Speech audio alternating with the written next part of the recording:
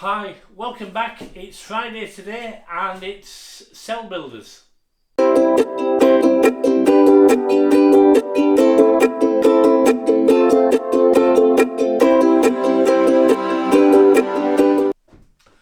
Hi, welcome.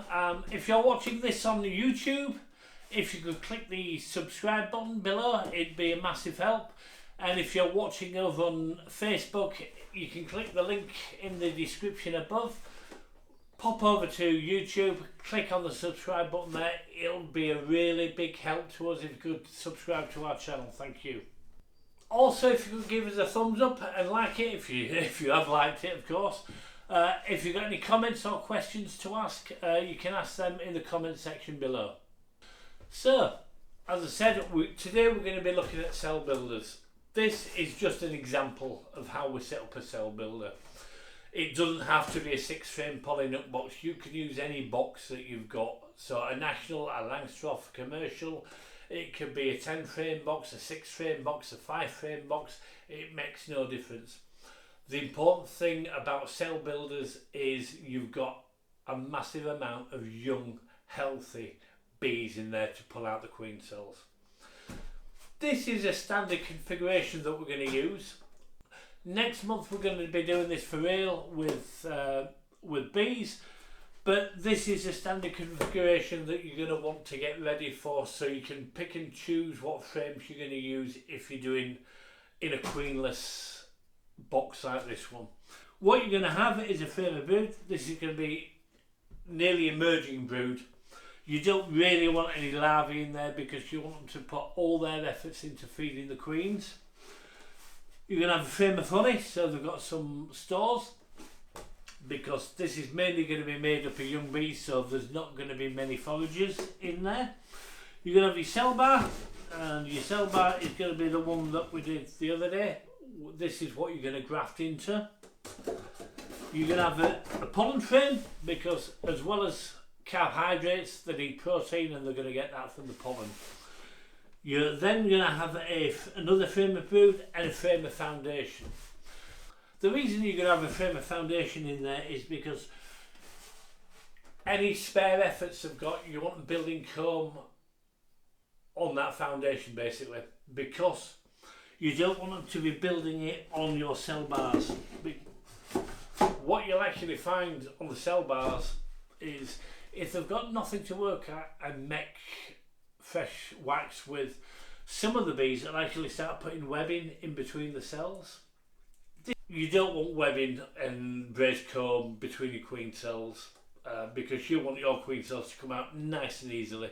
Not a problem for the queens and the queen cells and the bees, but it's definitely going to be a problem for you, and that's why you've got a sheet of fresh foundation in there, and then they can put their efforts, any stores that they want to store, into that frame. So that's our frame configuration.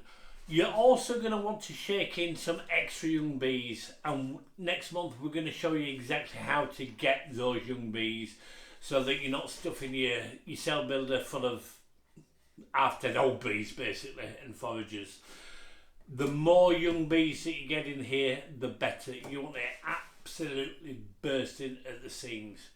So if it was a queenless nook or hive that you did have, you'll think you'd have to do something about it because it were going to swarm. That's how many bees are going to be in there, and that's what technically you're going to make the bees think. You're going to give them that swarming instinct, as well as being queenless and being in a bit of a panic about being queenless. They're also going to have that swarming instinct about them, so they're going to put double their efforts into pulling out those queen cells. So you want those cells absolutely stuffed with royal jelly. So when they are capped off, you're actually left with royal jelly in the cup, and that way you know that the queens have had more than enough to eat, that they've not gone hungry. If we pull a cell bar out and we find that the cells are capped off and there's not a great deal of royal jelly in there, those queens, sadly, they're destined to either be used for training purposes or killed and used for swarm lure. We don't actually use those queens. It's not worth, in my opinion, putting them into a mating nook. If it's your first attempt and you're practicing, by all means pop them into a mating nook. they'll probably turn out to be a fairly good productive queen, but I like to make sure that the queens have been more than adequately fed, and that way you know that they've developed as well as they possibly can develop. So once you've got your box all set up and you've shaken your extra young bees in there, and you've also got these frames pre-covered in bees, what we do is we put a pollen patty on top, so they've even got more protein on top. And when I say pollen patty, we use real pollen. We don't use a pollen substitute for these purposes of pulling out queen cells. Next week's videos, I'm going to show you how to collect extra pollen, so you can make your extra pollen patties to put on top.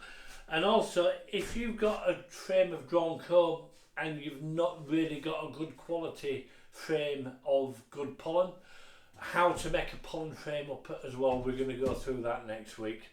So that's the setup, pollen patty on top, and then what we're going to do is we want to feed these bees as well, because the young bees, they're not foraging bees, they're going to burn through these stores fairly quickly, and they're not going to be bringing anything in new or not a great deal through the front door. So we're going to feed them, and then that way you know they've got more than enough food to produce royal jelly to feed those queen cells. So we put an eek on top, so we've got our pollen patty there, an eek. With this being a 6-frame nut box, we're going to put a feeder on top of that, and in the feeder we're going to feed them 1-to-1 syrup. It's pointless giving them 2-to-1, you might as well just give them 1-to-1. It's going to be more than enough for them, and it's going to keep them busy. As well as busy, it's going to make them gel as a community, because they've got that frame that they can pull wax out on. And doing things like that, they've got this swarming instinct going anyway, so you might as well play on that and get the bees well in the mood for producing as much high quality royal jelly as possible. And then you're going to top it off with your roof. The other thing that you want to do is swing this round to the front. You're going to want to make sure you've got a queen excluder on the front. You don't want any rogue queens getting in there, because a passing rogue queen, she senses it's queenless, or you've got mated ducks out in other areas and she gets lost. If she finds her way back there and this is absolutely jam-packed full of queen cells, the first thing she's going to do is going to destroy those queen cells. So just to be safe rather than sorry, get yourself a queen excluder. This does happen. Last year we had a queen bank full of virgin queens. A rogue queen got in there and she went round and she killed every queen, and they were in cages. So you don't want rogue queens getting in there. So as I said earlier, later in May, it's probably going to be the first, second week of May, we're going to start setting up our queen cell buildings, and we're going to go through absolutely everything that you need to get your queen cell up and running well, so that you can pull out. We're also going to do a queenless. We're also going to do a queen mite system for cell builders. So if you don't have a lot of hives, you're not actually destroying any hives to make yourself a cell starter up. So I'm going to show you how to use a cloak board next week in the classroom, and then later on next month we're going to set up some beehives with using a cloak board.